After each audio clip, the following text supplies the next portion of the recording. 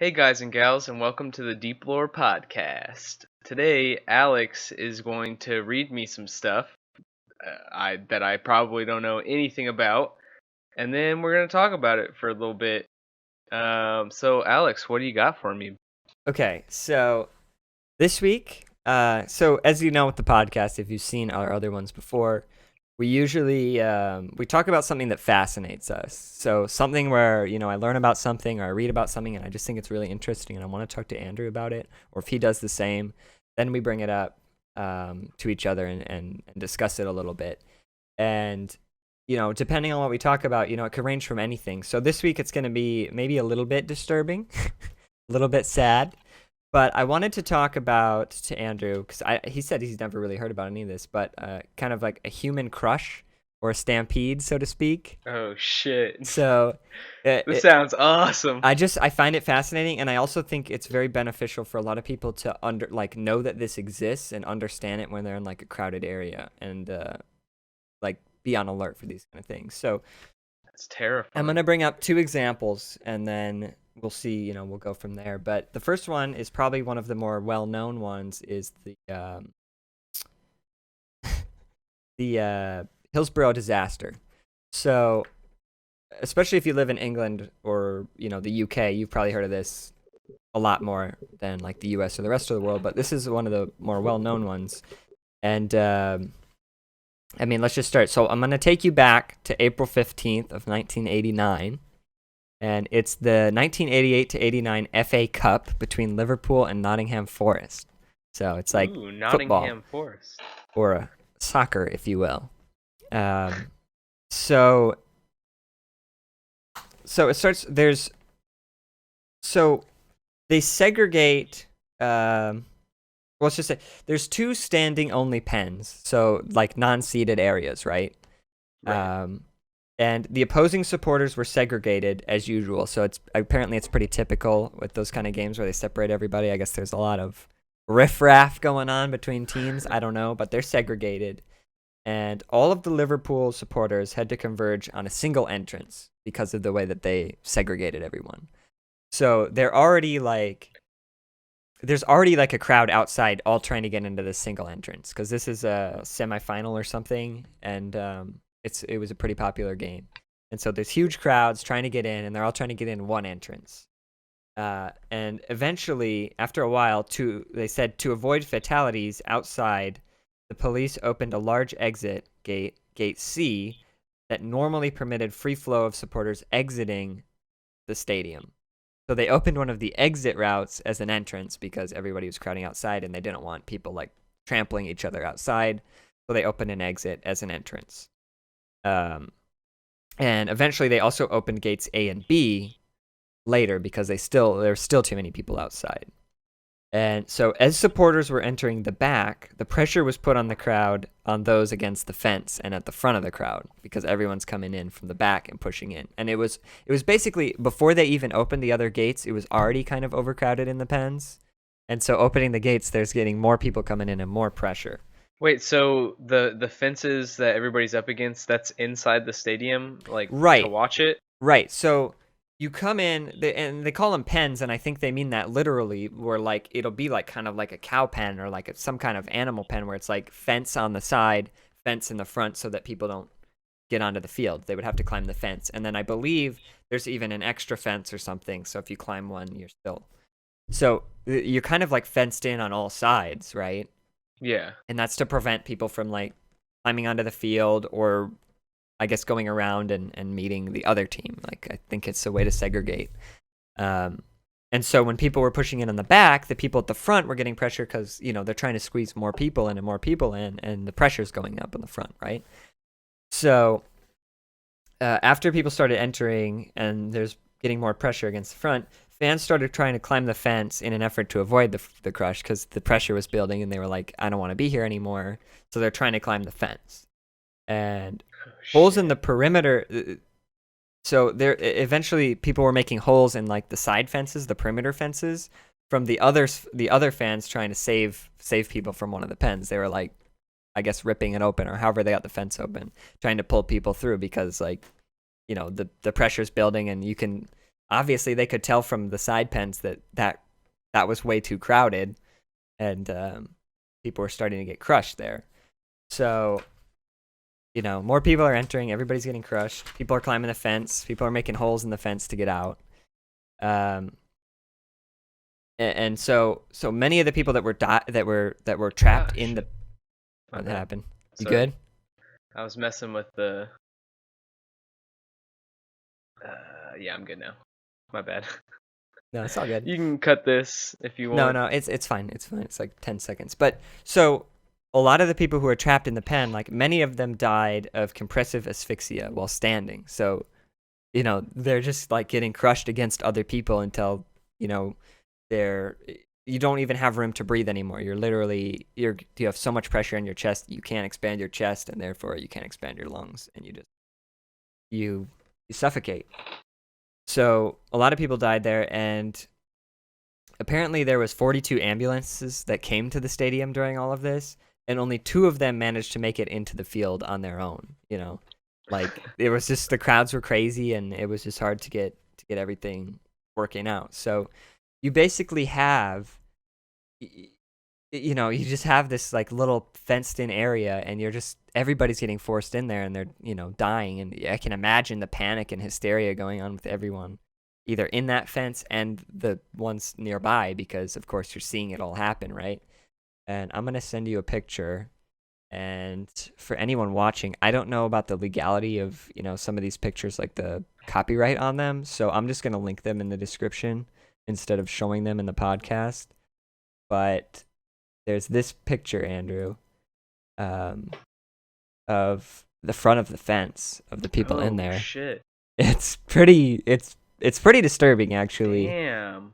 You it's could like tell a cheese grater effect going on. Right. There. Like you see the guy, I don't even know if he can close his mouth. I mean, look at them. Their faces are like. Oh, that's horrifying. Yeah. No, dude, that looks really painful. Like, it looks like his face is like pushed up, and like his jaw is like caught on it or something. Right. Yeah, it's crazy. And then you can see the guy all the way to the right in the red with the gold ring. He's like, he knows what's happening right now. Yeah, he's seeing like, his death. Oh shit. And I don't know if he died crushed. or not. So, but yeah, he's definitely in the moment. He knows what's going on. And I mean, actually, just look at almost all their faces. I mean, almost everyone is like, this is not good. That is crazy. And then there's another picture here where they're like pulling people out from above.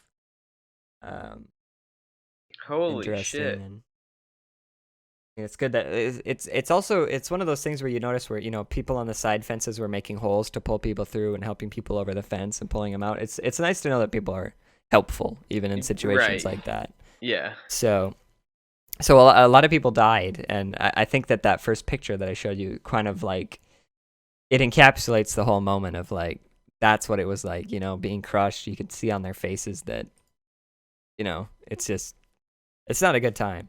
No, dude, that's terrifying. I mean, that has to be one of the worst ways to die, like I would say so, yeah. Especially because you're that's one of the few ways where you're surrounded by people when you die, because I mean, usually when you die there's not anybody around or whatever. Or they're trying to help you, but you have space. Whereas this is the problem with human crushes, is that these people are literally being pressed and crushed against the front of the fence. The people in the back are still pushing, trying to make their way in. They're like, come on, move it along. You know what I mean? Like, yeah. You know how crowds get in the back. They're like, come on, move along. They're trying to squeeze between people and push their way through and creating more pressure. They don't really realize they're literally killing people in the front. You know what I mean? So why didn't they just run over there with some wire cutters or bolt cutters and cut the So that's the the thing. I'm not sure. And I believe what I read was that one of the fence actually did collapse at one point. And then I think there was like another fence on the other side or something. But I mean, even if they break down one fence or they make a hole in one fence, as people are coming through the hole, everyone's trying to get through the hole, they're just going to get clogged up again. You know what I mean? I mean, they could have taken down the whole fence, but there's a lot of logistics behind that, and the game is going on. It seems like it would be one of those things where you cut it open and then have have it to where you say like, okay, two of you regulate, how many people are going through at a time so that it doesn't, get super clogged up like that again. Right. But that's the thing is that, I mean, at that point, even if you open that fence, the pressure's so much, they're going to squeeze through, like, people are pushing in the back. They're not going to be able to come through in a unified pattern. You know what I mean? They're just going to be Yeah. squeezed through with all the pressure. I mean, So there's not. Did anybody like die? Yes, a lot of people died. So Oh, a lot of people. quite a few. I mean, it depends on your, I guess, like your comparison, right? Yeah. But where is it here? So 96 people died and 766 were injured. So quite a lot of people died. Yeah, and I mean, 100 people died. right, and it's like that's a lot of people to die in a pen that was probably, it was overcrowded, and then it was like mega overcrowded by the time that they pushed everyone through. And a lot of it was because of incompetence in the first place, is why it was overcrowded. Like, Yeah, you shouldn't. they let shouldn't that many have opened people the in. exit gate as an entrance. They shouldn't have opened the two other gates. It was already overcrowded, and a lot of it was just bad, not good safety measures that people were taking. Yeah. It was a lot of incompetence is why it happened. So That's so crazy. um, So what percentage of the people were killed by, like, physically being crushed by another human's body? that Like, I don't know. I don't know how many people were in the fence, and there's probably an estimate somewhere, but I didn't see it when I was looking briefly, so I'm not sure. But probably a decent amount. so did they not? They didn't stop the game? They did. So here's the thing, like you were saying, why didn't they just get a fence cutter? You have to go get a fence cutter or whatever, a bolt cutter, cut the fence down, get everyone out. Where are they going to find that? How are they going to do it? While the game is going on at first, right? You're playing a game, everyone's focused on the people playing. No one's really focused on the pen, right? Not, at least not at first. And with games like this, I there's a lot of people saying there's always drunk people causing issues and stuff. You might not realize what's going on. And so I can't remember the exact time frame, but I feel like it was like 2 or 3 minutes into the game they stopped it. But when you're talking 2 or 3 minutes into the game and people are already being crushed, I mean, 3 minutes is probably enough time for you to suffocate by then. You know what I mean?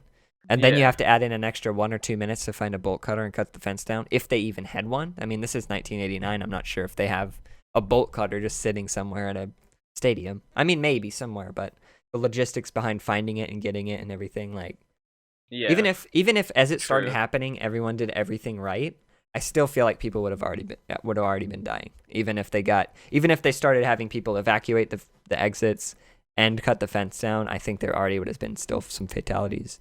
That's so crazy, man. Right, and it's one of those things you have to keep in mind. Like, some of the I read that some of the reporters or some of the people, the announcers covering the game, were looking at the overcrowding outside of the arena, and they were like, "This is weird. How are they all going to fit in there?" So they were already kind of noticing something off beforehand. So it's one of those things. If you're in the situation, it's probably too late. So it's one of the things to keep an eye out. I mean, if you look at something and it seems like everything, it's going to be way too crowded, you might want to second guess, going in there and stuff, because this is not like a rare occurrence. I mean, this kind of stuff happens, moderately often. I mean, it's not as severe as this.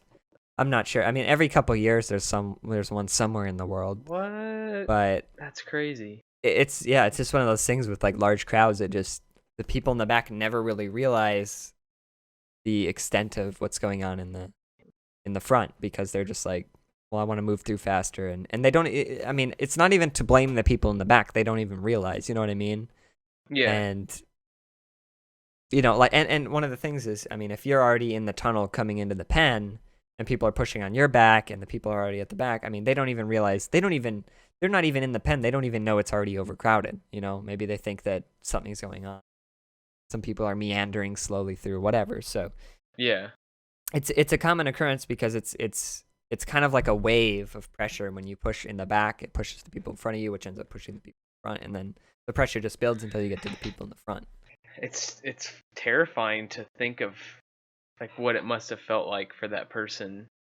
Right. Like, No, and I definitely what agree. goes through your head when you're that like first guy, like on the bottom in the blue and red, and you're, you're getting your teeth are getting pushed up on that grate. What are you Right. thinking right there, you I know? don't know. Like, are you saying goodbye or are you I would thinking? say probably. I mean, this is the kind of moment you get into and you're like, But you then get in your flashbacks. it's one of those things like you never think like, oh, I could be crushed by another human's body, Right. but like Right. you humans die in the weirdest ways. Like, there's 96 people that died there. One of those deaths could have been from somebody just, like sitting across the stadium having a heart attack, Right. Right. Like there's so many different things that can go wrong. Yeah, and it's definitely something that you got to be kind of vigilant about because this is like it happens a lot more than this. Not a lot of people always die, or maybe nobody dies, but the crowd kind of getting too big and pushing people and people getting crushed happens a lot. It doesn't necessarily mean you're going to die or anything, but it's something to keep an eye out for because it's just like traffic in a way where the waves hit of like the traffic where one person stops in the front of traffic and it slows down everyone. It gets slower until the back. Just like this is the opposite. You push in the back and the pressure keeps going up into the front. Because if someone's Right. pushing on my back and making it hard for me to breathe, I'm gonna start pushing on the people in front of me so I can make room to breathe instinctually. You know what I mean? Yeah. So Exactly. it's just it's human instinct on the way that crowd works, and I just think like you don't think just at a baseline like at a crowd is like dangerous on its own. I mean, you think about what if something happens and everyone starts running and you get trampled. That's scary, but not a lot of people die by getting trampled by humans, Yeah. unless you get like a really big person who stands on your leg and cracks it or something. But in general, I don't know, dude. I mean, have you seen any of that like Black Friday stuff where, people get trampled like, people die from yeah, like, it's a true, couple but people it's a die like lot less every year from common. that. It's a lot less common, I think, to be fatally wounded from. I mean, you're right about the Black Friday thing and people getting trampled, and that's part of I a want problem to say that where happens like at least once a year, maybe I'm not maybe a surprised by little that less at than all. that, but But I mean, it's not like mass numbers of people like in right, that right, situation where like 96 is a lot. and It's a you lot have more to than think. one or two. If you're talking about something like Black Friday, it's a little bit different than the typical crowd because those people, I don't, maybe it's the mob mentality, but I mean, they walk over people and they don't even really care. You know what I mean? It's not even like it's not people trying to escape something and running over someone for fear for their lives. They just don't care. You know Yeah. what I mean? Whereas, I mean, I guess it's the same mentality in general, but I don't know. Such a I guess it's probably a similar. such a horrifying death, man. Like It is. It getting is. trampled or getting squeezed like in Mhm. general, like just the amount of pressure, like you don't think about that kind of thing, but if your body, I mean, if your meat vehicle Mhm. was, laying down on a table Right. and you had like a couple huge like have you ever seen like a huge chunk of granite? Right. Like have you ever seen Right. that? And you just set that on top of If yourself. you were to set like a huge uncut chunk of granite onto your body, like that's probably still less than the like the amount of pressure that was being Right. put on Exactly. somebody like in that situation, because I mean Exactly. that's And a it whole bunch of people that are like 150 pounds plus, pushing and against each pushing other. and Like that's and it's multiplied because 5 people pushing in the back might kind of spread out to be 10 people pushing up here until like the whole crowd behind you is pushing. I mean, it could be thousands of pounds of pressure. You know what I mean? yeah. It's crazy and that's the thing is like it doesn't even have to be enough pressure to push you and crush you and break your bones. It just has to be enough that you can no longer expand your chest. Yeah, It's not. It exactly. doesn't even have to be Or that your much neck. pressure, or your neck, or If anything like it's that. if somebody in front of Right. you's Exactly. arm is, in the right spot, Mhm. like then you can't breathe anymore. Or Right. maybe your neck breaks, who Right. knows? Exactly. There's all kinds of So crazy stuff that can happen. yeah, it's scary, honestly, and I mean, because that was the thing. I learned about this. I read about this quite like a year, 2, 3 years ago. I remember just thinking it was fascinating and reading a little bit about these incidents. And I remember I went to a concert like a year ago, and I was just like, "There's only one entrance door." And then I was like, "Okay," because when I got in there, like it was a small concert, maybe a few hundred people, like 300-400 people max, but it was a small building. So and it I was a was like, shitty band? No. So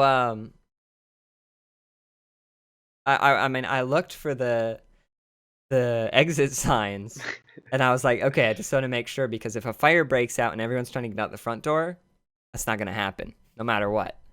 And a lot of these things kind of happen because of improper security. So I'm sure that the place I went to had decent, or not security, but like safety protocols. So, I mean, as long as you're up to code, there'll be enough fire exits for everyone to exit freely and enough exits everywhere. But still, even in those situations, people get caught in the doorway. And if 2-3 people get caught in the doorway, everyone else is stuck. You know what I mean? Right. But I knew, like, after reading about these incidents, I was like kind of aware of the situation, and I was like, okay, I'm going to go that way if something happens. You know what I mean? And I think that would be beneficial to almost everyone in any of these situations, to always be thinking kind of, the dangers of a crowd. I mean, it's not something that I would just look at and say, wow, I'm in danger in this crowd. You know what I mean? It's like, it comes out of nowhere. You never really even realize that.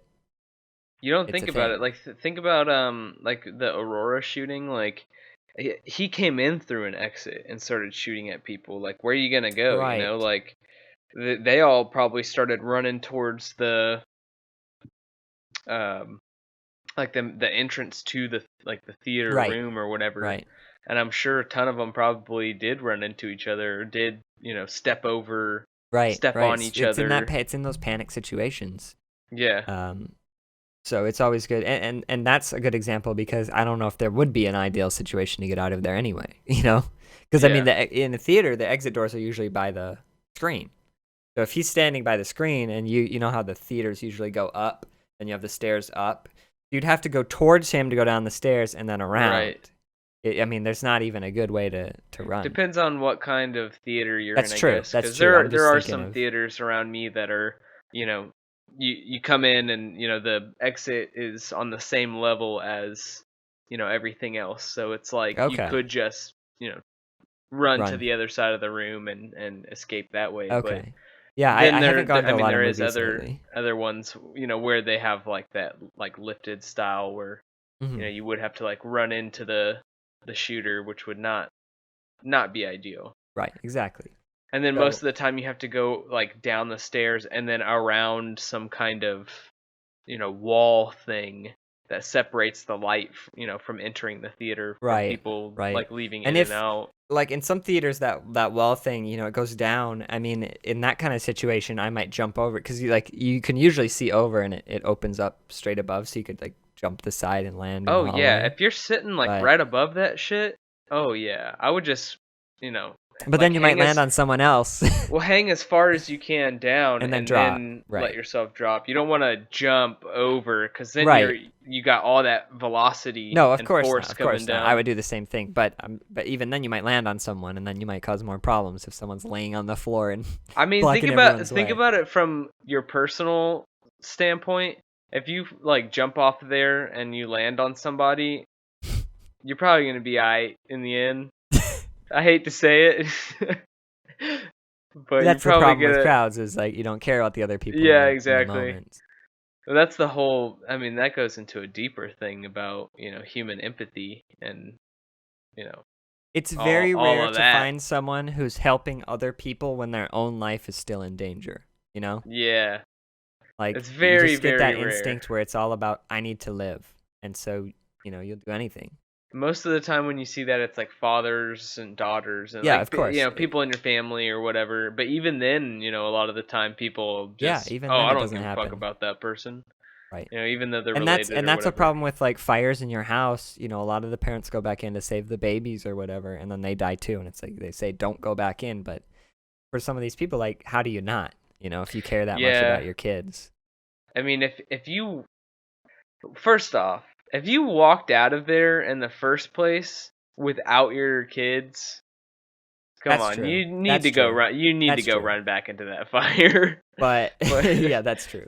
But if it was something where you were trying to rescue them and you Well, died, I mean, trying think to about it. rescue If the them, fire was like outside your hallway and you jump out the window and then you run in the front door, you know what I mean? Like that way, yeah. But if you were if you came out and you're like, oh no, my kids are still in there, and right. you So I would run say back I would say, in, for most of the you probably people like deserve to that, run they back would in. just run straight to save the kid, which they say, Because that's yeah. what I mean. I wouldn't leave that house in the first place without my kid, Right. unless a fire did force me out through a window or something. Otherwise, I would fucking break that door down with whatever I've got. I'm sure there's something I can find around here that could break a door down.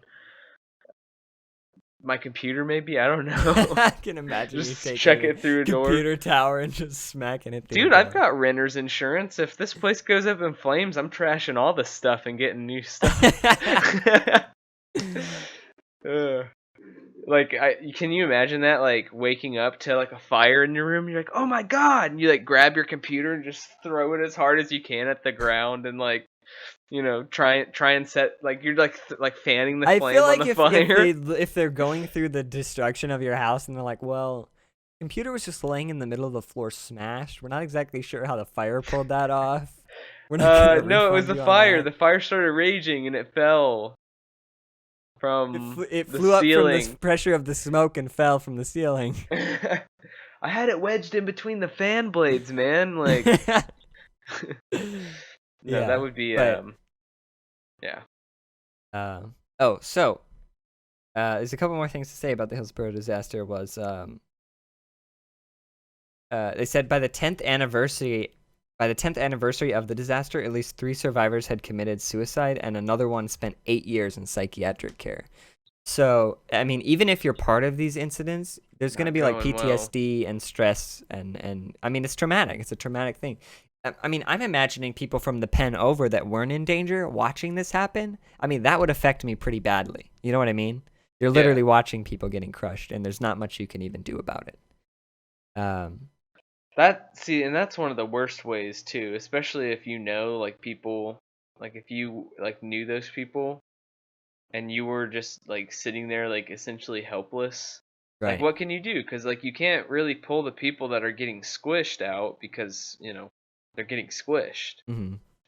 There's too much force pressing up against them. It's even hard to pull them you'd probably dislocate their arms or something, trying to pull them out of there. Worth. I mean, yeah. But I'm sure at the time they were thinking it's not that bad. They were probably thinking nobody's gonna die from this. Right. Until people started dying from it, and they're like, oh, crowds getting shit. out of hand and pushing people and getting pushed against the wall. I mean, and getting briefly, That's suffocated common. or something. Yeah, you don't die, or you might not be able to get one breath, but you're getting pushed around, and that happens a lot. So it's definitely something that people should be vigilant about and watch out for in the future. But so here's one of the weirder things about it. In the days and weeks after the disaster, the police fed false stories suggesting hooliganism and drinking as the cause of the disaster. So they tried to distance themselves from the blame. You know what else it probably was? I bet whoever had that or was running that stadium or was in charge of it, they probably asked the police to say that it was because of drinking, so that they didn't, so that they could kind of with be lawsuits off and the everything. hook. And that's the thing, is the officer who opened Gate C was in charge of running the security or the safety protocols or whatever. He was in charge of all that kind of stuff, and they're supposed to block the lanes and figure everything out, but he opened Gate C anyway. And there was a lot of lawsuits brought against him, but they were never able to bring blame on him or anyone. I don't think any of the lawsuits managed to. Of course not. But so here's the interesting thing. So on and this is when I read it a year ago, nothing had happened. But now when I just reread the Wikipedia article, it has an update that says on the 28th of June 2017, it was announced that 6 people were being charged with offenses in relation to the disaster. Former Chief Superintendent David Duckenfield, who was the one who opened the gates and who a lot of people kind of probably put maybe a little bit too much blame on him, because I mean, he can't know that he was going to kill people. But who was in charge, so David Duckenfield, who was in charge of the match, faces 95 counts of manslaughter by gross negligence. So, just what, That's a got to month be and a a half couple ago? years. I mean, it's very recent that finally happened, and it's So been almost 30 years so since. it was 1989 that happened. Yeah, so like I think it's Oh like my 28 God, years, and now he's finally potentially getting charged. that's insane. Right. That's that. Why does that always happen though? Because like you see that in a lot of different cases. Like, Like I they mean, finally get like not like like charged aside from later, like or cold cases or something like that. For a second, I just thought you pulled up a giant jug of like moonshine or something. it is a moonshine jug that is full of water. Okay, I I mean, was I gonna don't know. say, This man, is just a you're gallon like jug. It could be made for moonshine. you're like a skinny dude. Like you can't drink that much moonshine, man. Like you'll You don't know die. me. Yeah, I've you're built right. up a tolerance. I can hold up to 98% of my blood being alcohol. I've only been drinking moonshine to get my nutrients. It's infused in moonshine, That's Andrew. why you're so It's skinny. infused with Okay. vitamins. All right. Oh man.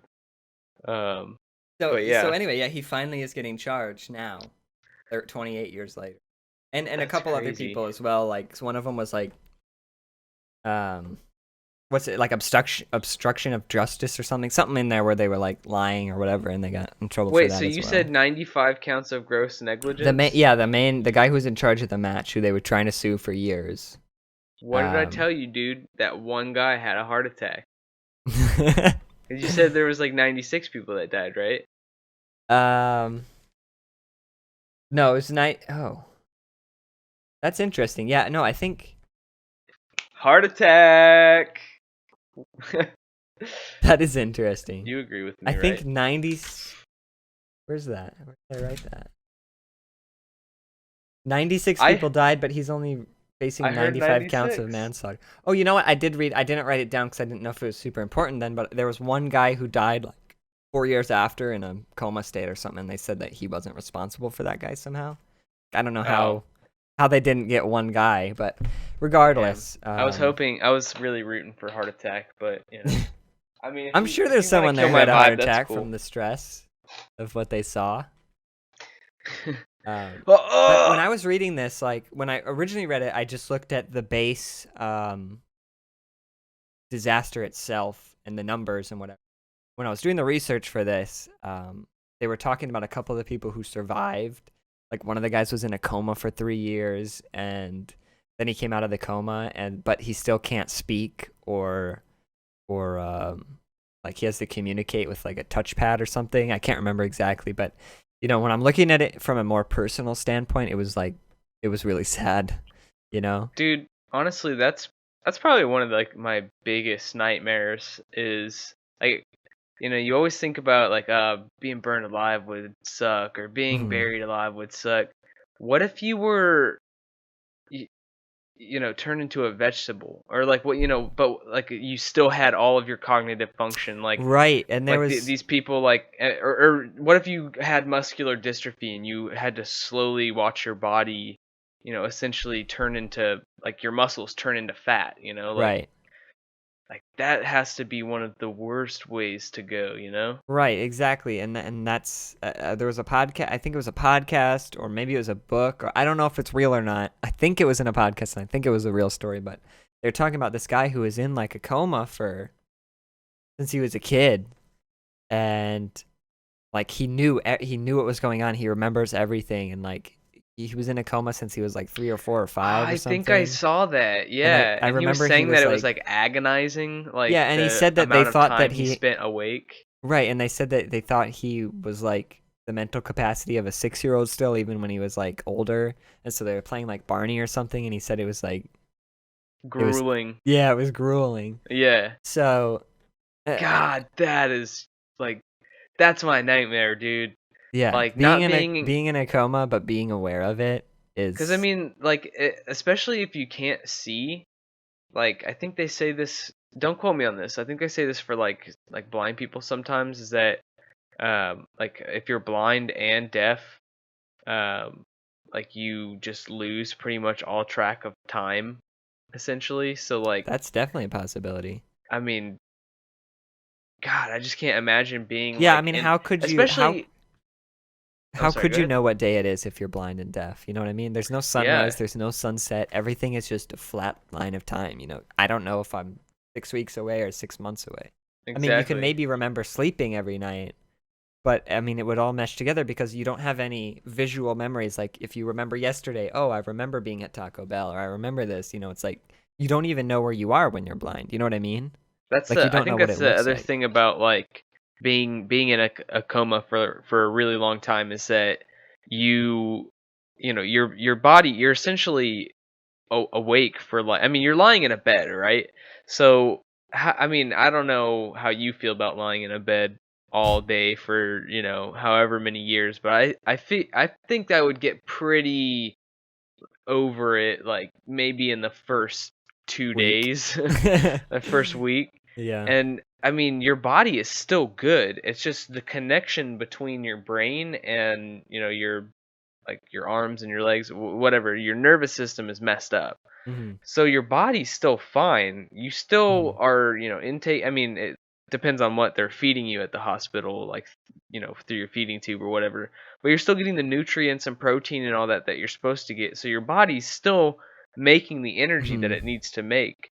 So I wonder if they, can, like, I wonder if they feel like they're like, ready to go out and do stuff, but they just, obviously they can't. Like, if you're stuck in that vegetative state, like how do you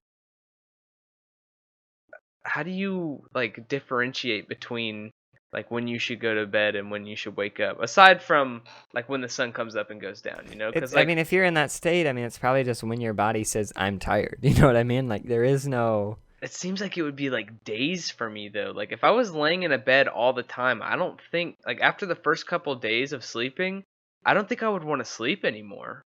I I think I would would, want to because it get would be up and better do to be stuff. sleeping than laying in a bed, right? Yeah. I mean, but what I mean though is like I think after like I think you would get tired of sleeping that much, like or you not get tired of sleeping that much. Obviously, I don't think you can get any more tired from sleeping, but that's a kind of a I know what you mean. contradictory I know statement. what you mean. But yeah, I don't know. It just seems like it would be so odd. Like I feel like I would lose track of like when I went to sleep and when I woke up because I would always be in the bed, you Hmm. know? Like it doesn't matter when you wake up or when you go to sleep, you're in the bed. Hmm. So like how do you differentiate between, oh I'm in the bed at 8 o'clock between and I'm in the bed at, you know, 12 p.m. or so or eight let's say 8 a.m. versus 12 p.m. Like when do you fucking go to sleep? You're in the bed all day. Right. Do you go to bed when everybody else goes to bed? I bet it's just the body's signal. You're just awake until your body's tired and then you sleep. God, that has to be grueling, man. And like if it's like me, my body signal doesn't tell me when to go to bed or not at any like reasonable time. I'm just tired when I'm tired. So tomorrow I could go to bed at 2 a.m. and the next day I could go to bed at 8 p.m. You know, like I would imagine it's like But see, irregular sleeping you have schedules. stuff to do though. That's true. Cuz if you're in that situation and you're just sitting there like, fucking not able to do anything all day, you're just not able to talk, not able to all you are able to do is stare at wherever your eyes can look at, if you can even look anywhere, cuz some people are like fully Right. paralyzed. Right. So like let's say you're fully paralyzed and you can't even open your Well, eyes. I mean, think about people in a coma. If you can move your eyes, then I think they would know that you're all there. You know what I mean? Because you could literally just look at someone and then like think about all the emotions or things that you can say or do with just your eyes. I bet most people can't control their eyes. You know what I mean? Right. And I was talking like more about I guess people in a vegetative state, but yeah, if you're in a coma and like let's say I mean they don't know much about comas, right? Like Right. so like let's say you're in a coma and you can't hear or see anything, but you know that you're cognitive. Like Hmm. you know that you're able to think and feel and like you can hear. Well, maybe let's say that you can't hear anybody, but you can feel maybe like I think you could probably things still hear bump you people. or Well, I or guess maybe you're whatever. right. Maybe you're right. Yeah. Who knows? We don't know. Maybe you can hear. Maybe you can hear. Maybe you can smell still. You just can't speak. You just can't see, or whatever. But like, if you can't hear and you can't see and you can't speak or you can't do any of that stuff, there's no way for you to tell what time it is. There's no time. There's no way for you to tell what time it is. There's no way for you to tell, if like who's around you, like where you are even. I mean, aside from maybe them, like maybe you can feel them touching your body and stuff. But if you didn't, like if you weren't able to feel anybody touching your body, you would just be in a black abyss. What do you do all day in a black abyss? Can you even sleep in that situation? Like if you're in that coma, Right. do you go into a sleep cycle? Like, I It's know you weird. can't answer all of these questions that I'm We should probably asking. do some research on like former people in comas. You know what I mean? Like that would be an interesting one to talk about at some point. Yeah, for sure. Because And I know I you think can't there's answer some, those questions, but I right, was just they're posing rhetorical them. questions. Actually, I'll have you know that I never really told you this, but I actually have a PhD in neuroscience. Oh, yeah, So I can okay, actually right. answer all of these questions for you. Awesome. The answer Cool. is we don't know. Oh, No, great.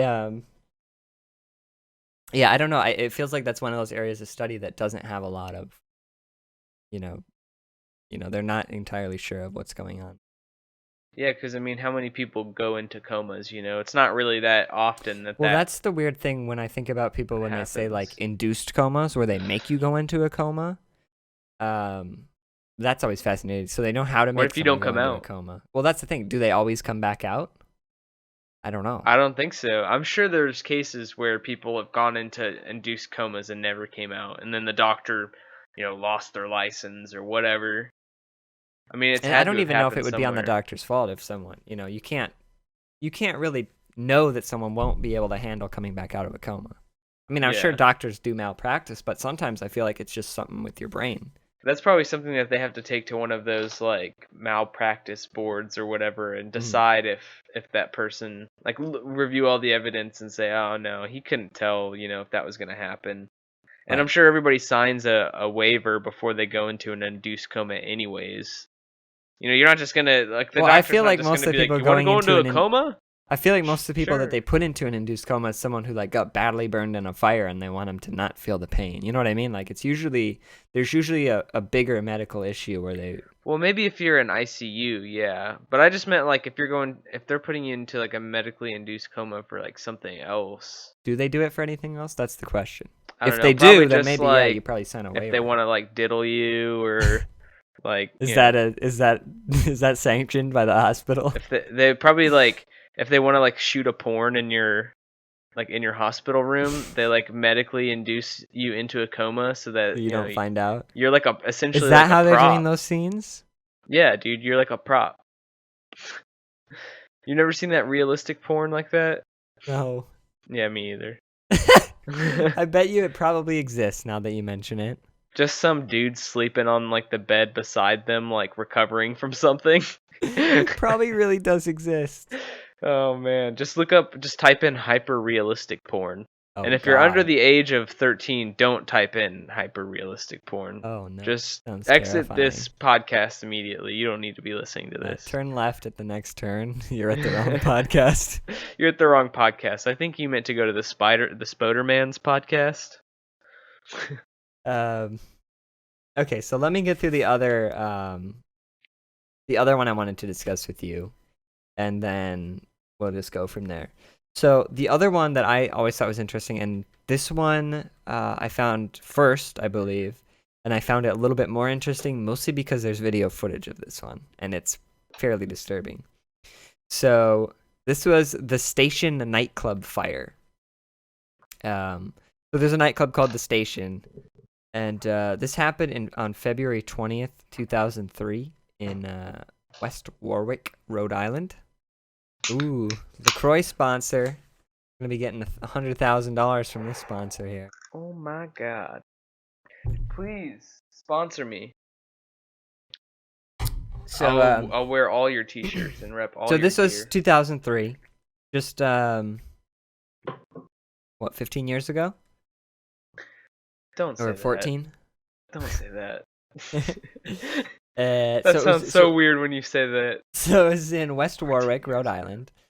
And what happened was pyrotechnics set off by the tour manager of the band, Great White band, ignited foam used as sound insulation. So this is another thing to keep in mind also for like 700,000 YouTubers that have those acoustic foam panels everywhere, is that they're quite flammable. I don't know specifically about the brand that everybody's using. You probably you have some, don't you, Andrew? Keep that in mind. Don't put open flame by them. I think no, those I don't are very have any flammable. open flame by these things. I don't even have anything hot by these things. And some people use like egg cartons and other things for sound dampening, and I think those are even more flammable. But it's something to keep in mind with a lot of things. Dude, honestly, I think everything sound deadening wise is probably, unless it says that it's flame retardant, I think everything is probably. Because that's one of the things about sound dampening is it's like some kind of foam or something full of holes that kind of get the sound trapped, you know what I mean? Yeah. So I feel like that just breeds a something for fire because there's so many holes. Maybe you can spray some kind of resistant thing on it, you know? But I feel like, yeah, you could do that, but it also probably covers the holes, which reduces the effect of the sound dampening. You know what I mean? Well, yeah, but I mean, think about some kind of spray, and the holes are like really tiny. That is a good point. You know what I mean? So, I mean, it's possible, but yeah, a lot of the foam panels and stuff, you know, you have to be careful of. I mean, for you have like what, 5 behind your monitor or something? No, I have 6 behind my monitor and 6 on the wall beside me. So it's not bad, but I mean, you think about some people who they have a whole room full of it. You know what I mean? Yeah. And they have like shaggy carpets and everything that you can do to dampen sound, but you have to be very careful because those rooms are extremely flammable. Honestly, I don't think I should be worrying about that. I should be worrying about stacking cardboard LaCroix boxes up to the ceiling. I'm sure that's probably a huge fire hazard. It might be, but I'm curious kindling, dude. Because no, it's true. They're very flammable, but I'm curious if they're actually more flammable than once you see this video and you see how fast these foam panels light up, you might change your mind about the cardboard boxes. But so so the fire was fast moving and it engulfed the entire club in 5.5 minutes. The entire club was on fire after 5.5 minutes since the fire started. And the foam burning creates carbon monoxide and hydrogen cyanide gas when burned. So you already have toxic fumes, which burning stuff is already bad enough to breathe, carbon dioxide or monoxide, whatever it creates. Plus you have hydrogen cyanide. Right, but now you got extra toxicity in the air that probably kills you faster. And it says, though there were 4 fire exits, most people headed for the front door. So again, this is one of the things you need to keep note of. If more people realized all the fire doors, there would have been less of a problem. But everyone remembered, oh, I came in that door. I'm running back to that door, even though there's a fire door. When you think about it, it's pretty funny. I mean, honestly, I think in that situation, I probably would have ran towards the front door also. And that's you know, sometimes like you have to think too, like in some of these situations, you might not understand or comprehend what's about to happen or what is happening. In the so video, you might just be thinking, I don't want to get in trouble for opening the fire exit. You know what I mean? Oh, that's a big problem. That's a big problem where like people might not go because they're afraid they're going to trouble because they don't understand. But like you said, people didn't understand the gravity of the situation. The guy with the camera who was filming, I guess I'll get into this right now. It was caught on tape by Brian Butler of It was caught on tape? Yeah, I'm going to show you the video later. It was by Brian Butler of WPRI TV, and he was there for a planned piece on nightclub safety, which is a bit ironic. But as soon as the fire starts, he starts backing up, and almost everyone else is just staying there like, whoa, there's a fire starting right now. This is crazy. You know what I mean? He's like, he realizes it's bad. Most people don't even realize the gravity of this situation. And nobody could really, you know, grasp what was about to happen or how bad the fire was going to be. But even if I started seeing a fire take place, I'd be like, see you guys later. I think I'll be fine missing I this. would just turn around and... But I might not. I might just be like, there's a fire. This is crazy, you know? Who knows? We might high five. Right. So So everybody was running for the front door instead of looking for the fire exits. And that's why I think I think more people should know about this kind of thing so that they can be prepared in a crowded situation. Because they were slightly overcrowded. I think it said that the capacity was like 405 and they had 460. But I mean, it's not like they were massively over capacity. Right. So, it definitely was it added to the problem, but it wasn't so ridiculously overcrowded that it was the problem. So the stampede led to a crush in the narrow hallway leading to the exit and blocked the exit completely. And I didn't, when I was brushing up on the research on this recently, I didn't read too much, but I remember that reading about how at the front doorway, like everyone was trying to push through at the same time. And, even in front doorways, there's like a little metal divider in between the doors to like keep air out or, better insulation. Yeah. So you already are having two smaller, like if it's a double door, it's two small doorways that you can get through instead of one large you can't one. fit like 3 people through. Right. So when people were trying to go through, they would get stuck, like 2 people would get stuck together by shoulders or whatever. And then because of all the pressure on the back, they would like fall over. And then the people behind them, when you have someone falling over, and someone's pushing you and people feet in front of you, you're going to fall on top of them and fall on top of them. And basically you just have this pile of people stuck in front of the door. And everyone in the back is just pushing, What a mess. And with a fire, like this one makes more sense than the Hillsborough disaster because these people are in fear of their lives. They're pushing as hard. Think about it. If there's a fire behind you, you're pushing as hard as you possibly can to push people through the door. You don't want to get burned alive. Even though it's exacerbating the problem, you don't realize it from the back. You're just like, go. You know what I mean? You might feel like you're helping by pushing, but you're not. So another thing was that Great White, the band that was playing there, the lead guitarist died in the fire, and it was believed that he made it out because like the band saw what was going on and they have the band exit, and it was believed that he made it out, but he went back in for his guitar. So he died in the fire? Yeah, he died in the fire. Jesus Christ. And I don't know how verifiable it is that he made it out, but I mean, I feel like it's realistic that if the rest of the band made it out, he should have made it out with them, Yeah. Like, because they had their back exit. And another thing was that some survivors claimed that a bouncer prevented people from escaping via the stage exit as it was for the band only. What the? So that's so messed up. I mean, I guess that's the thing is that even the bouncers probably didn't realize how severe the fire was going to get so quickly. Or maybe they did and he was just being an asshole. But I mean, that's the thing. Think about being that bouncer. If you let them through the back and the fire's not deadly, you might lose your job, That's so true. That's exactly what I was saying. Like, if these people think that they're going to get in trouble for something, like, there's a complete possibility that it didn't even cross their mind, or like they, whatever, they weren't thinking in that mentality. Like when I'm at work, I'm thinking in a different mentality than when I'm at home. Right. And when you're in a panic mode, most people don't have the like frame of mind to be calm and clear, and that's the people that usually survive is if you can still say calm and be like, okay, there's a fire happening, people are going this way and going this way. And like one of the things was in the video of the guy who took the video, when he was walking around after he got out the exit, he kicks out a window for some people. Like if I was in fight or flight, I might not even think about kicking out a window to help some people out. Like that's, or they might not even think about kicking a window to get out, you know what I mean? Right, exactly.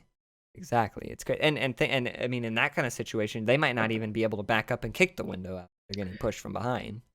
Yeah, when your adrenaline starts pumping like that and you go into like that animalistic instinct of I got to get out of here, like I've got to survive, like you just kind of your like animal brain comes out, like and the benefits are that people survive more, but I think as like a more civilized society it would be beneficial if we could like find a way to reduce that better. Because like think about if everyone in the club didn't go into I'm gonna die, fight or flight, I gotta run, and everyone was like, okay, I know what club crushes are, people would have been slower, because if you were slower, everyone may have made it out instead of pushing people and falling down in the doorway and getting caught. Exactly. You know what I mean? Yeah. So it would be beneficial if we were able to like not have such a crazy. You got to be calm too and stay collected. You can't freak out. And if everyone's working together, tear out running. You can talk and figure out, break these windows out. You guys go through this room and you go through the fire escape, and it could separate everybody into manageable chunks. I mean, you have to think like, how do I mean, this is probably a poor example, but how do ants not, kill each other by always crowding on top of each other? It's because they work together. They know what they're doing, like that might not be the best metaphor or whatever, because obviously ants can carry like A lot of their weight, yeah. 50% of their weight. I don't know what the It's probably like 50 times their actual. weight because they carry huge things. Yeah, I don't know what Because the they weigh actual they probably weigh metric like is, but 0.01 gram or something, and they can probably carry like 0.1 gram or something. I don't know. Yeah, But like a bit of a leaf or something. yeah, I've no, seen ants are ants really good at carrying like a working whole together. leaf before though, with Right, like stuff on the leaf. right. It's true, and sometimes you get like two ants pulling something together that's huge compared to them. So Yeah. yeah, I mean, it's if people were able to stay calm and figure things out and work together, it would benefit in a lot of panic situations like that. So, the last thing was that the stats were 100 died in the station fire and 230 were injured, and I believe that the other stat, I didn't write it down, was that I think 132 people escaped unscathed. So we're A talking like hundred what? people died? Yeah, 100 people died and 230 were injured out of 460, I said. So I Jesus. think they said that 130 people made it out unscathed. So almost the amount of people that made it out is almost the exact number of people that died. It's like an extra 30 people made it out. You know what I mean? Like it's very And close to the same number. you gotta imagine like the cleanup and like having to take care of that aftermath is probably fucked up. Pardon my language, but Well, I fucked think when up. I was looking for pictures, I guess I didn't use one of these, but maybe it would have been relevant now that I think about it, is that um, the fire was like so fast and so hot that the station fire was just like, it was just a black crust. So I don't even know if there was any pickup afterwards. It was just like I mean, I'm sure that there were some husks of bodies and foundations or whatever, but I mean, I don't even know if it would have been. There's not necessarily that much to clean up after a fire like that. True. So it like burned it completely down.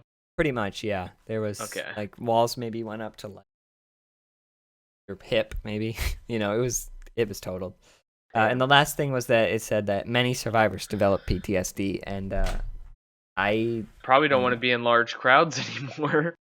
Oh, dude, can you imagine if that happened to me? I don't think I would be in a large crowd anymore I after that. already don't like large crowds. Oh no, I Like, don't even think that many people do. Like even being at the airport in a crowd, I'm like, I don't want to be here. Like the TSA, it's like, yeah, it makes you wonder how many people die from like music festivals and stuff, because that's just giant but it crowds of happens a lot. I people. mean, these numbers are fairly small compared to some of the bigger fires that happen in other parts of the world where the security protocols aren't as good. Um, I don't have any examples for you, but I mean, I read somewhere one of them, there was a fire that killed like 600 people. Like That's insane. to those kind of fires, these numbers are like nothing. You know what I mean? Yeah, One yeah. sixth. But compared to just a guy dying in his home of a heart attack, I mean, 100 people dying in one spot is quite a tragedy on its own. So. Yeah, it's crazy.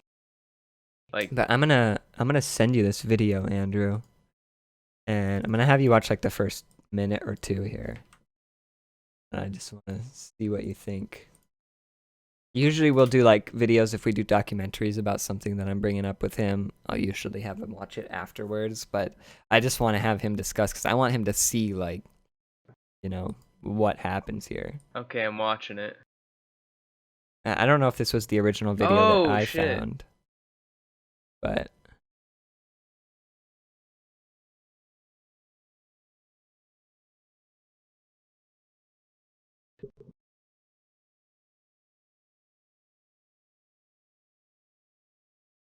Oh I'll shit, probably there it is.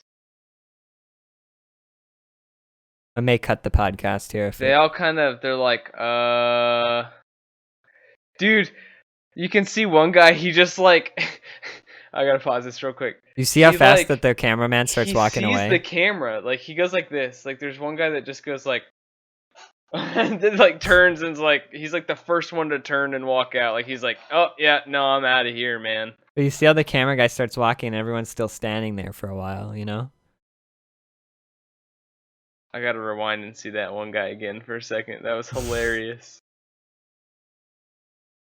Yeah, he just goes, huh?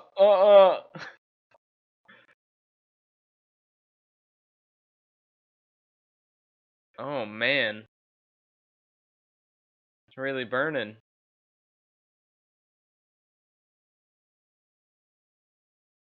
The other thing is, you have to die listening to that horribly loud fire alarm. That's the Yep. last thing you hear when you die Yep. in this place.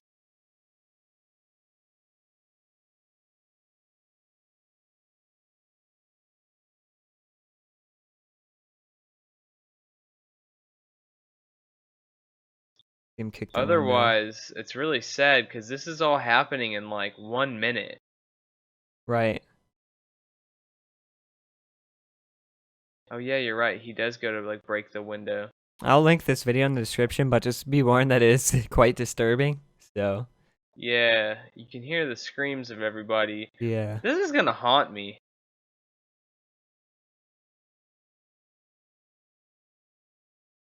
Oh man, in 1 minute and 30 seconds, the place is up in flames. Just, oh my god, you're so right.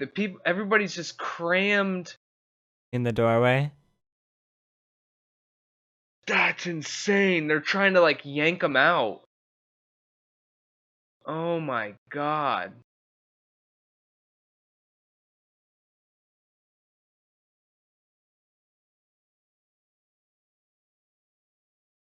Dude, this is horrifying. Pretty bad. I remember the first time I saw it. That's a lot of people screaming, man.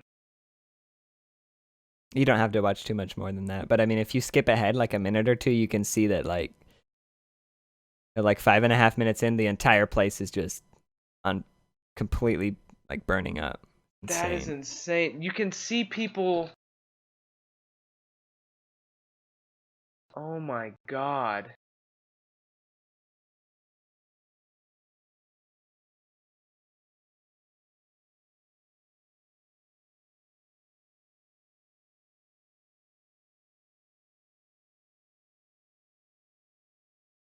Holy crap, man. That is just But all now right. you see like how quick it happens, you know? Like I suggest that you guys express a little discretion whenever you go to watch that. Make sure you don't have any like yeah, if you don't kids or like anything disturbing in the room. content, don't watch it. If you don't mind disturbing content, then go for it. But that's the thing is I think seeing a I video will like that watch the rest of that later. for some people, I do think seeing a video like that is eye-opening and probably beneficial. Like, yeah, it might disturb you and it might haunt you a little bit, but it's also beneficial realizing just how severe and scary these kind of situations can be. What can happen? Yeah. Right. Like, you know, it definitely, when I first watched it, I thought, wow, that's interesting. I had to keep this in my mind. And then I kind of forgot about it and didn't realize it. And then when I went to a concert, this was like a couple years after I'd seen the video, it all came like back to me and I was like, oh no. You know, I need to make sure I have my exit strategy, you know? Yeah. And I think that more people should be thinking about that crowd instead of just. I mean, you could, yeah, definitely benefit from that because It's not like someone who lives in Oklahoma and says, you know, oh, I'm afraid of sharks. If I know what to do if I get bit by a shark, it's like that's not even a reasonable thing that you need to be prepared for. You know what I mean? I mean, in any situation, you need to know like you should always be like focusing on where your exit could be. You know, like Exactly. It anything could can happen happen at any and time. it doesn't yeah. even have to be a fire. I mean, you think about like what's going on Dude. now with Europe, all the terrorist attacks. You know, when there's a bomb threat, everyone's trying to get out the exit. Mm-hmm. You know, this kind of applies to any kind of public panic situation. So. Right. Yeah. And then there's just so many things that can happen. Like, if you think about it, an earthquake. Like, let's say you're in a building with a earthquake could do ton that of as well. people. Or the a flood. safest place to be in an earthquake is an open, flat ground because nothing can fall on you or get destroyed. Right. If you're in a building with a bunch of people, like if you're in that building, you know, watching some concert or something, and an earthquake starts to happen and everybody starts to run outside, same thing can happen. Right. I mean, It's Not really quite as severe, but yeah, definitely the same thing would happen. Because like right. once the earthquake's over, people will maybe stop pushing, but I guarantee you by that point, people still would have probably died. Well, I'm sure there was people trying to push out of the stadium at the Dodgers game whenever that huge earthquake happened. Right. Did anyone die from that? Years back. I don't know. I'm not sure. I did research on this, but I don't remember if anyone died or not. Like, Right. I mean, I'm sure people died, but like, I don't know if anybody died at that game. Right. Yeah, it's just something that when I learned about it, it always fascinated me reading about it and learning, because like I never had ever, entertained the thought of, a crowd of people pushing people and getting so much pressure that people are literally suffocating to death. And when I learned about it, it was interesting, and then I realized that there's a benefit from knowing that it exists, because, it might prevent you from having that problem. Now, granted, for most people, this is going to be a very small percentage chance of ever happening to you, but I still feel like even in the lighter situations where no one dies, it's still beneficial to realize not to like crowd and push people anyway. Like Black Friday, it's not usually necessarily fatal, but it still could prevent, it could be the same issue in the end. I don't know what the metric is on that, but I do want to find out how many people die every year Right, Black Friday. At Black Friday, yeah. We need somebody that we can just like yell at and say, "Hey, look this shit up real quick," so that we don't have to. I can look it up quick. Let's find out. See the metric here. Just type in Black Friday deaths per year, or fatalities per year, or whatever you want to put. BlackFridayDeathCount.com. Oh, What? wow. 10 deaths, 105 injuries. Is that total? 2016. How many people died in San 2016? Antonio man helped a woman being beaten in a Walmart parking lot, shot dead. 1 death, 2 injuries. Well, that doesn't count. I meant like getting trampled. I mean, yeah, if it was on Black Friday, I don't know. Does that count is the question. You can't just kill somebody in a Walmart parking lot. Because I mean, if they're even including that, Andrew, the shooting. If it was for if it was for TV though, or like some Black Friday deal or something, then yes. But if it was just some guy like shooting some other dude. I would assume. Let me click on it. It must take me to a link.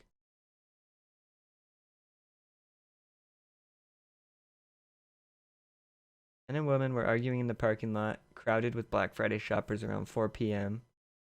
The man had grabbed her hair and was beating her. Yeah, it seems like it's not really related to Black Friday.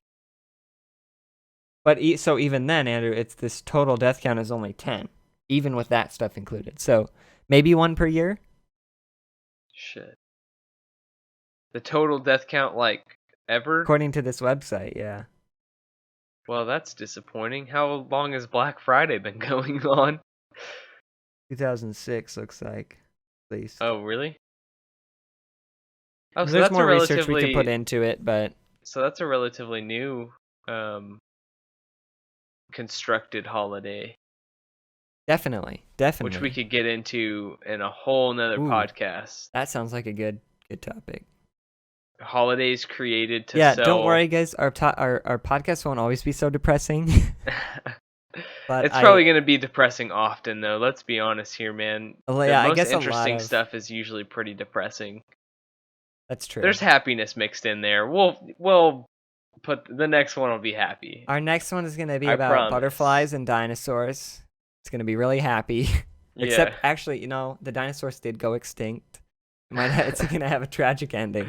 Yeah. No, but I agree. I mean, if I look at I don't know if I can find it here, but my topics that I want to bring up, I mean,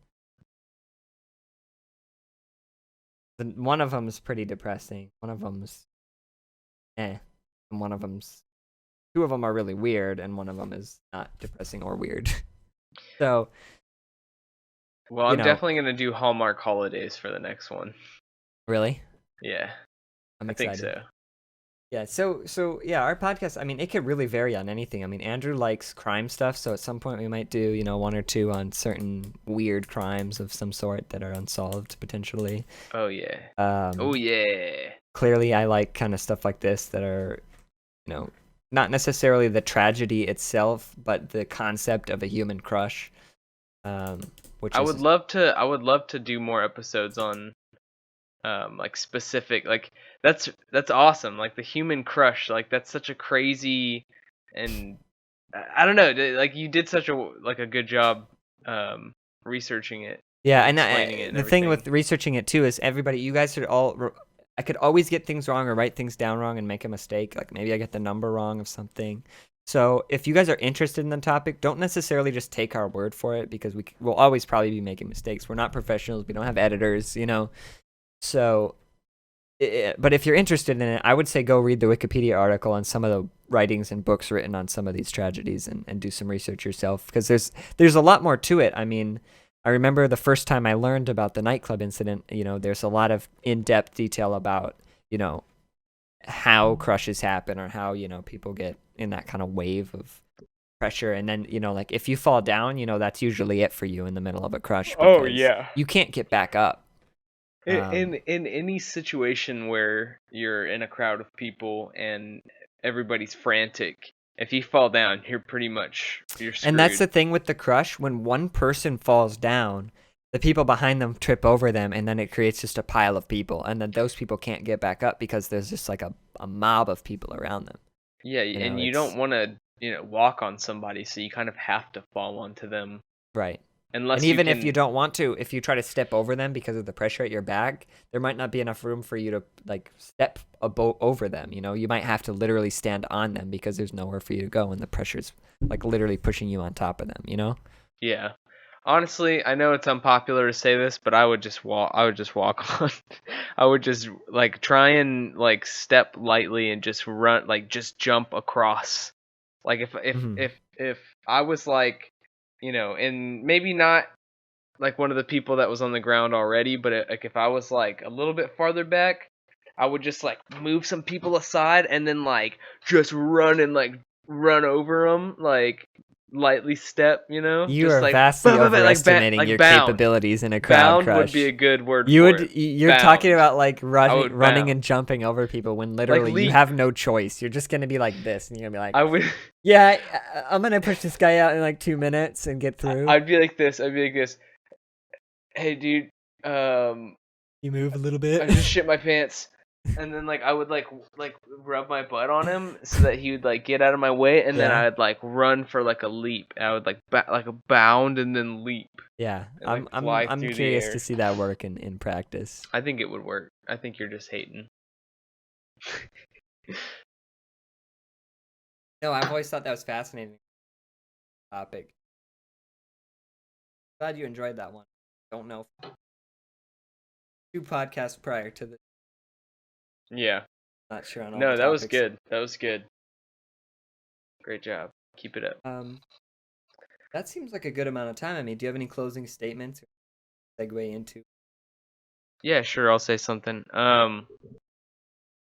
If you're gonna go out into a public place, make sure you look all around you for your exits.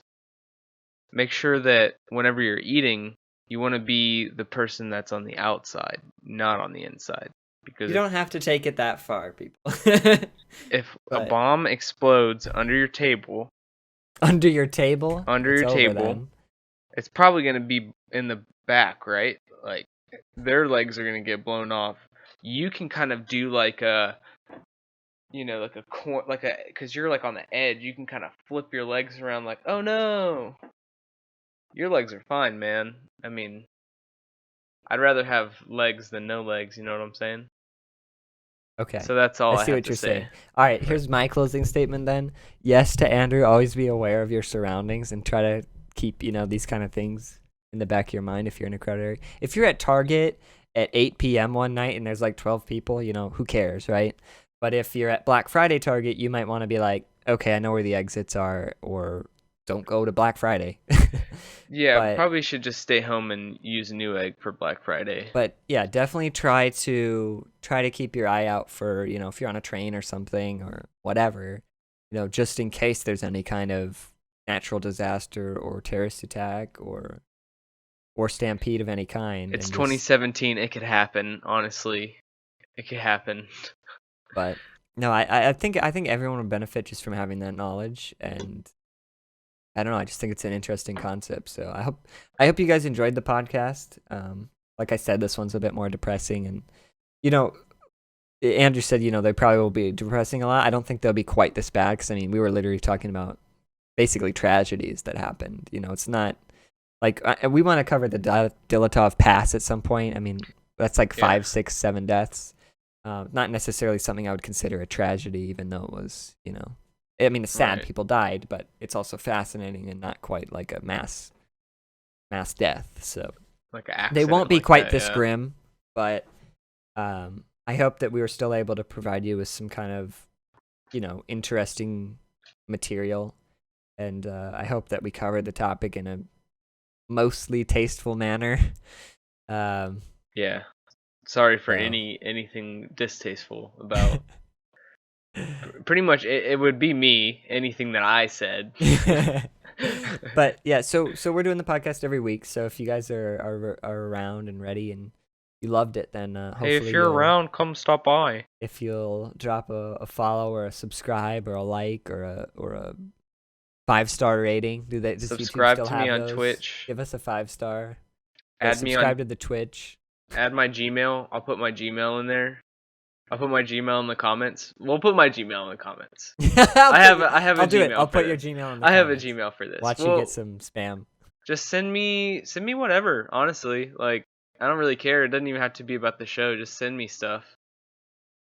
Yeah. If you guys no like gross, like obviously no gross stuff. You're asking for it now. But yeah, if you guys enjoyed the podcast, which I hope you did, we'll be back next week, so hopefully you'll be around to LaCroix. It tastes good. Sponsored by LaCroix. We're not actually sponsored yet.